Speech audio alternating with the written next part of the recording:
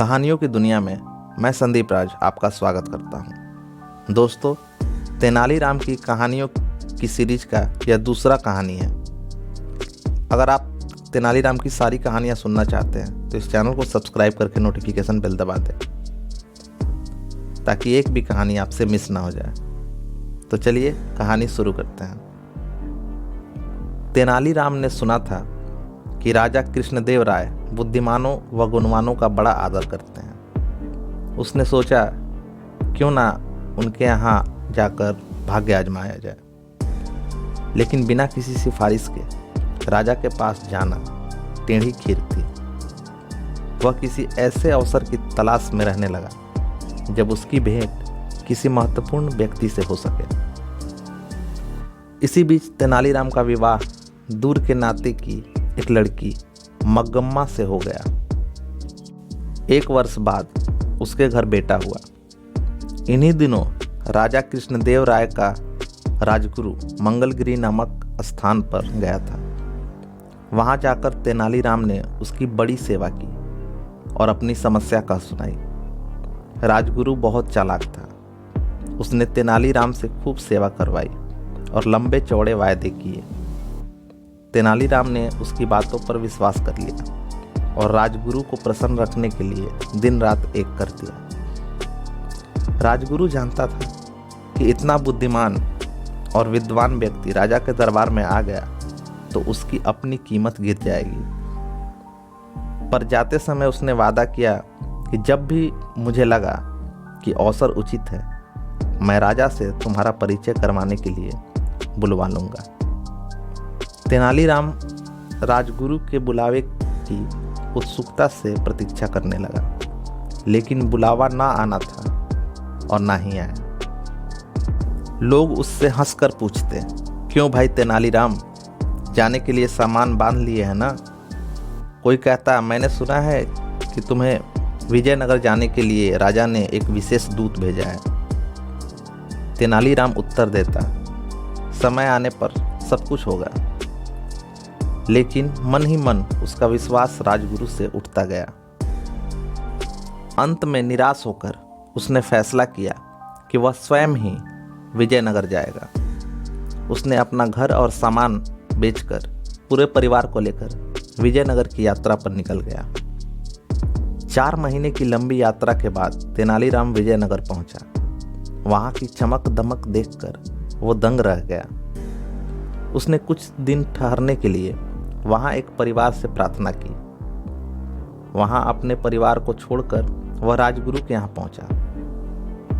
वहां तो भीड़ का ठिकाना ही न था। तेनालीराम ने एक नौकर को संदेश देकर भेजा, उनसे कहो कि तेनालीराम आया है। नौकर ने वापस आकर कहा, राजगुरु ने कहा है कि वह इस नाम के किसी व्यक्ति को नहीं जानते। तेनालीराम बहुत हैरान हुआ। वह नौकरों को पीछे हटाता हुआ सीधे राजगुरु के पास पहुंचा। राजगुरु, आपने मुझे पहचाना नहीं? मैं तेनालीराम हूं, जिसने मंगलगिरी में आपकी सेवा की थी। राजगुरु भला उसे कब पहचानना चाहता था। उसने नौकरों से चिल्लाकर कहा, मैं नहीं जानता यह आदमी कौन है, इसे धक्के देकर बाहर निकालो। नौकरों ने तेनालीराम को धक्के देकर बाहर निकाल दिया। चारों ओर खड़े लोग यह दृश्य देखकर ठहाके लगा रहे थे।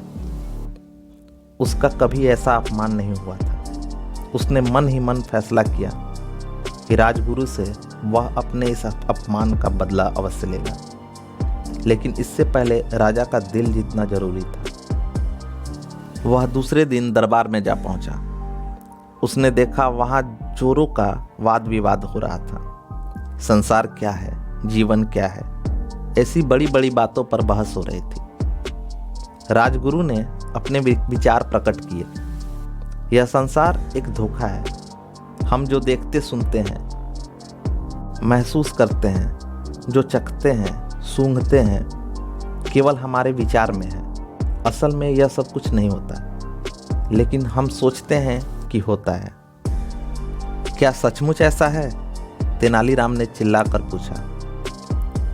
यही बात हमारे शास्त्रों में भी कही गई है। शास्त्रों ने जो कहा वह झूठ कैसे हो सकता है?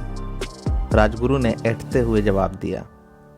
लेकिन तेनालीराम शास्त्रों से अधिक अपनी बुद्धि पर विश्वास करता था। उसने वहां बैठे सभी लोगों से कहा, यदि ऐसी बात है तो हम क्यों ना राजगुरु की इस विचार का सच्चाई जान लें।